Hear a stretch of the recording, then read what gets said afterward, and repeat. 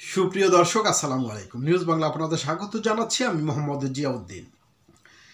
সাবেক ফ্যাসিস্ট পতিত আওয়ামী লীগ সরকারের অসংখ্য নেতাকর্মী পৃথিবীর বিভিন্ন দেশে পালিয়েছেন। তার মধ্যে বেশিরভাগ অংশ পালিয়েছেন ভারতে। সেই ভারত থেকে এখন নেতাকর্মীরা বাংলাদেশকে কিভাবে অস্থিতিশীল করা যায় সেই বিষয়ে কলকাঠি নাড়ছেন।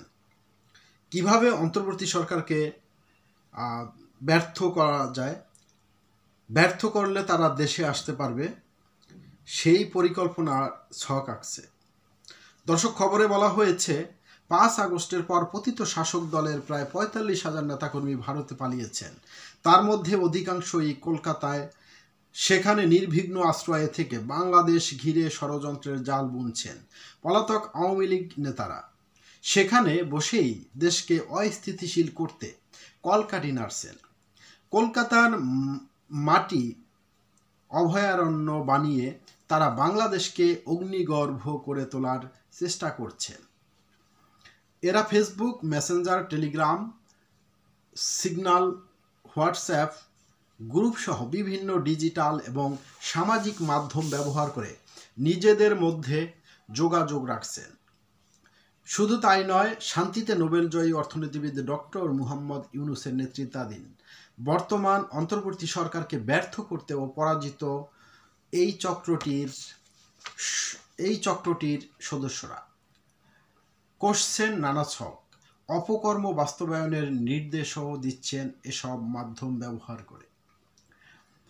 এদের মধ্যে দলীয় কর্মকাণ্ড দেখভাল করছেন আ.ফ.ম. বাহাউদ্দিন নাসিম, সাবেক স্বরাষ্ট্রমন্ত্রী আসাদুজ্জামান খান কামাল, পুলিশ সহ বিভিন্ন বাহিনীর সঙ্গে নিয়মিত যোগাযোগ রাখছেন।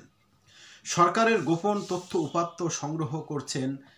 পুলিশ বাহিনীতে যে এখন অস্থিরতা বিরাজ করছে, তারা পুরোপুরি কাজে মনোযোগ দিতে পারছে না। এর পেছনে সাবেক এই স্বরাষ্ট্রমন্ত্রীর মদদ রয়েছে বলে অভিযোগ রয়েছে। এছাড়া সাবেক স্বরাষ্ট্রমন্ত্রী আসাদুজ্জামান খান কামাল, প্রেসিডিয়াম সদস্য জাহাঙ্গীর কবির নানক এবং যুগ্ম সাধারণ সম্পাদক আ.ফ.ম. বাহাউদ্দিন নাসিমের নেতৃত্বে একটি কোর কমিটিও গঠন করা হয়েছে। বাংলাদেশ অস্থিতিশীল করার জন্য ঢাকাসহ বিভাগীয় শহরের চিহ্নিত শীর্ষ সন্ত্রাসী, জেলা ও উপজেলা পর্যায়ের তালিকাভুক্ত সন্ত্রাসী, ভাড়াটে কিলার, মাদক ব্যবসায়ী, সোনা কারবারি, সীমান্তবর্তী এলাকার চিহ্নিত স্মাগলার, সশস্ত্র সর্বহারা গ্রুপের সদস্যসহ বিভিন্ন গ্রুপের সঙ্গে এই নেতারা যোগাযোগ রাখছেন। তাদের ইশারায় অশান্ত হয়ে উঠছে দেশের দক্ষিণ পশ্চিমাঞ্চল। সক্রিয় হচ্ছে নিষিদ্ধ সর্বহারা গ্রুপ। আওয়ামী লীগের পলাতক নেতাদের ধারণা, দেশ অস্থিতিশীল হলে বর্তমান অন্তর্বর্তী সরকার ব্যর্থ হবে। এতে করে শেখ হাসিনা সহ দলের নেতাদের বিরুদ্ধে যে বিচার প্রক্রিয়া চলছে তা বাধাগ্রস্ত হবে। নির্বাচন প্রক্রিয়াকেও বানচাল করা যাবে। সংশ্লিষ্ট একাধিক সূত্র এ তথ্য নিশ্চিত করেছেন। দর্শক, ভালো থাকবেন। আল্লাহ হাফেজ।